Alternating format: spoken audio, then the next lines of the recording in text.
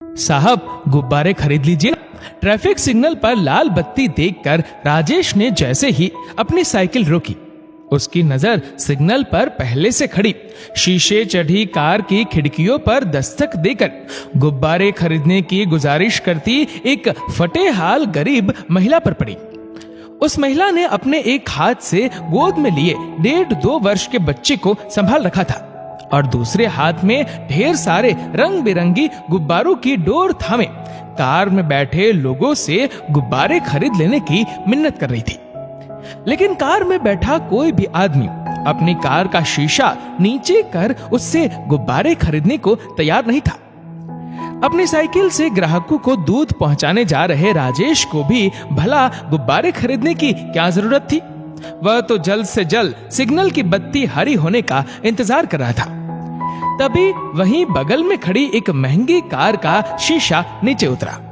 उस कार की driving seat पर बैठा शख्स कार की खिड़की से मुंह बाहर कर पान की पीक थूक कर कार का शीशा ऊपर चढ़ाने ही वाला था कि वह महिला हाथ में गुब्बारे लिए लपक कर उस कार की खिड़की तक पहुंच गई और कार में बैठे शख्स से गुब्बारे खरीदने की गुहार लगाने लगी।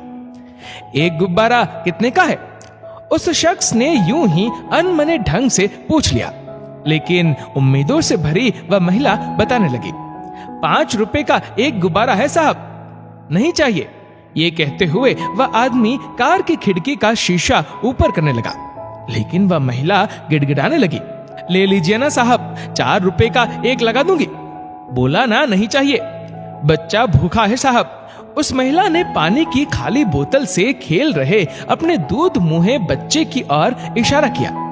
मैंने तेरे बच्चे का ठेका ले रखा है क्या? दुत्कारते हुए उस आदमी ने तेजी से अपनी कार का शीशा ऊपर कर लिया और उस महिला की उंगलियां जख्मी होते होते बची।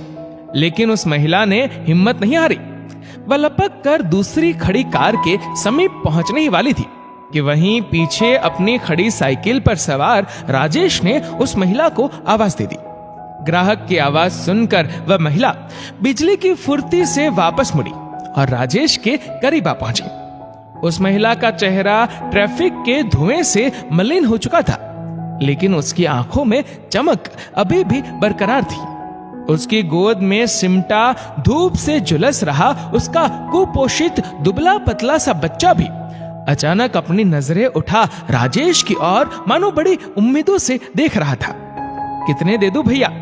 साइकिल पर सवार ग्राहक को देखकर उस महिला के शब्दों में स्वतः ही आत्मीयता छलक उठी और अचानक वह अपनी जुबान से ग्राहक के लिए साहब की जगह भैया बोल गई। 2 गुब्बारे दे दो।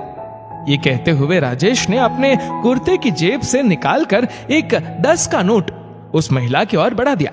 उस महिला ने भी गुब्बारों के गुच्छे में से अलग कर 2 गुब्बारों की डोर राजेश के हवाले कर दी। वह महिला वहां से जाने को मुड़ी ही थी कि अपने साइकिल की हैंडल में गुब्बारे की डोर बांधते राजेश ने उसे टोक दिया। जरा सुनो। राजेश की आवाज सुनकर वह महिला वापस पीछे मुड़ी। क्या हुआ भैया? राजेश ने मुस्कुराकर इशारे से बच्चे के हाथ में थामा वह खाली बोतल मांग लिया, जिससे वह अबोध काफी देर से यूं ही खेल रहा था। वह महिला कुछ समझ पाती उससे पहले ही उस बच्चे ने वह बोतल राजेश की ओर बढ़ा दी। राजेश ने बिना एक पल गवाए और बिना कोई मापतोल किए लगभग 1 लीटर का वह पानी का खाली बोतल अपनी साइकिल में टंगे कैन का ढक्कन खोलकर दूध से भरकर बच्चे को थमा दिया।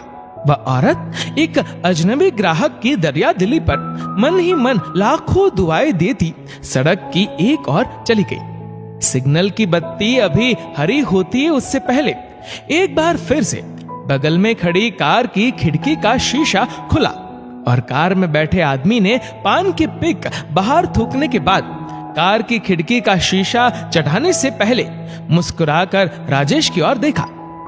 ऐसे कोई अपना नुकसान करता है भला? कैसा नुकसान साहब?